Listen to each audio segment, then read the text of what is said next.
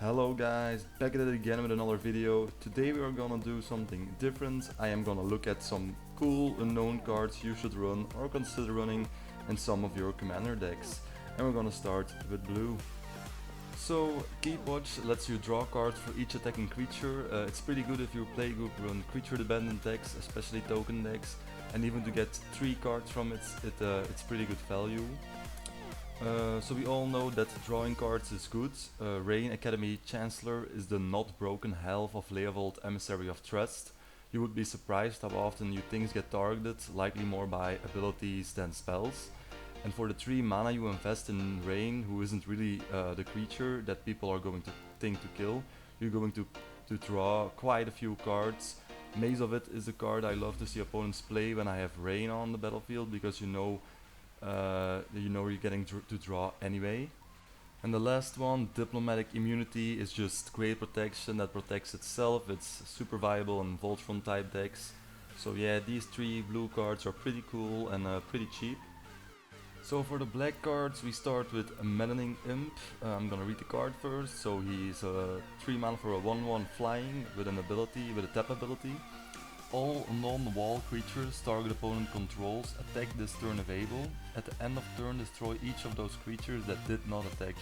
Use this ability only during target opponent's turn and only before combat. So what's completely crazy about the Maddening Imp is that there is no Summoning Sickness clause, which several similar cards have. If creatures don't have haste, they're in trouble because you can activate the ability anyways. Your only issue is figuring out on which opponent to use it on, unless you have a way to get the imp untapped. The next card is Death Watch. It's a 1 mana enchant creature. If enchanted creature is put into any graveyard, that creature's controller loses life, an amount of life equal to its power, and you gain an amount of life equal to its toughness. So we all know there are huge creatures in Commander, some of them ridiculously huge, like Lord of Extinction or Malignus. So slipping Death Watch onto one of them and then profiting is pretty easy. Serra Avatar is a definite kill. You're playing black anyway, so it's pretty likely that you'll have some method of creature destruction, whether that's one time like Noxious Gearwolf for double life gain, or a battlefield sweeper like Domination or Decree of Pain. The last black card is Gate to Pyrexia. So Gate to Pyrexia is a 2 black enchantment. Sacrifice one of your creatures during your upkeep to destroy any one artifact. So we all know that black has trouble dealing with artifacts without the support of another color. And there are a lot of great artifacts running around commander tables, and it's likely that one of them will hurt you. So destroying them at little to no cost keeps you in the game, and this is a great way to do that, especially when you run token based decks like, for example, Reds. So the green cards are more meta dependent. First of all we have Reap. It's a 2 mana instant. Return any number of target cards from your graveyard to your hand. You cannot choose more cards than the number of black permanents target opponent controls. So in some metas this card is better than Regrowth. It costs the same, it's an instant, and grants a restock that's on average several times what you get back with Regrowth. Just like with Compost, there might be a few games in which it's blank, but those will be in the minority because black is a highly played color in Commander. The next card is Recross the Pets. It's a 3 mana sorcery. Reveal cards from the top of your library until you reveal a land card. Put that card into play and the rest on the bottom of your library in any order. Clash with an opponent. If you win, return Recross the Pets to its owner's hands. So each clashing player reveals the top card of his or her library, then puts the card on top of or bottom. A player wins if his or her card had a higher converted mana cost, so a pretty neat mechanic. So Recross the Pet, it's essentially ramp, and obviously top of library control, it's pretty nice, look like cards of Sensei's Divining Top. You can make your clashes better, and one of the great things that I found about this card is that you generally know which players at the table you can clash with, so you also have knowledge about what's on top on their deck, so a pretty neat card. The last card is Compost, and this is the card that I like the most of this video. It's a very underrated card, and I have to admit it can be blank in some matchups, but I already said that it's That's pretty unlikely that you don't have black at your table. And yeah, it's just 2 mana for you invest in it, and you will get many more cards back. So it will draw you a lot of cards, and it's a pretty neat card and pretty cool. So the first white card we're gonna discuss is Duelist Heritage. It's a 3 mana enchantment which grants a creature double strike. It's pretty great in Voltron strategies. I got a friend with a Zergo deck and he defeated me with this card many times. The second card is Cleansing Meditation. It's a 3 mana sorcery, destroy all enchantments, which is one-sided if you got thresholds. So Cleansing Meditation is the budget version of Replenish, and it does even more, since it gets rid of everyone else's enchantments at the same time. So you're not casting Replenish until you have a graveyard full of viable enchantments, and that's the same with Cleansing Meditation.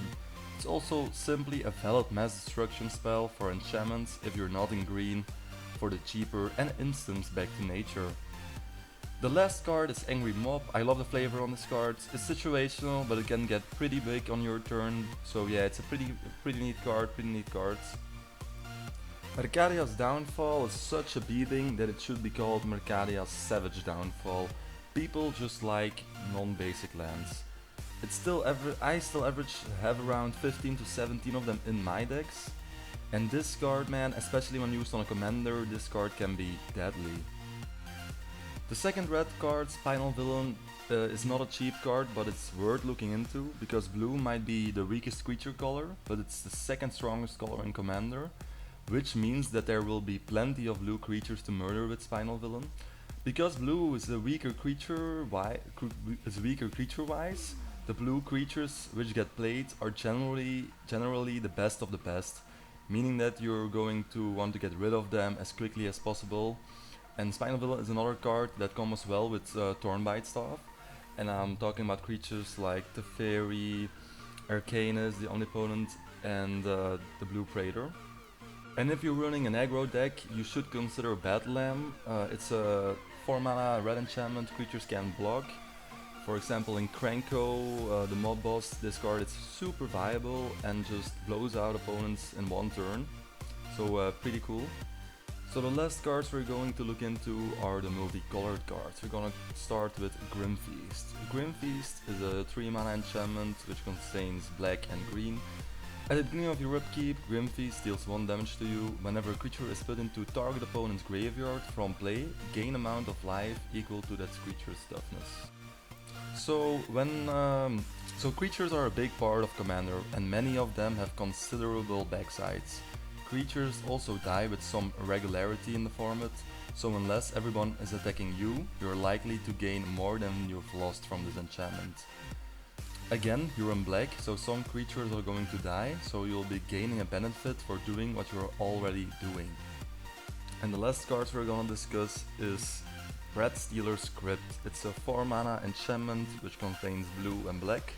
Whenever any player draws a card, he or she reveals that card. If the card is a creature card, that player pays 3 life or discards the card. So Red Stealer's Script is a nice way to slow down some of the decks that draw lots of cards and to force players into deciding if they like a creature enough to pay 3 life for it.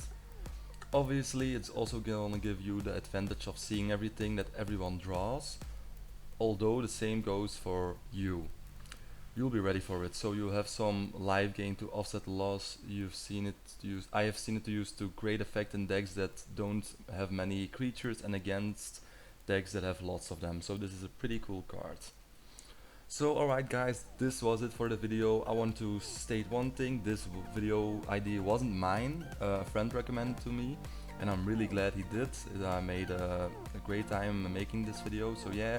If you liked it, give it a like, go watch my other videos, and see ya, stay safe, bye.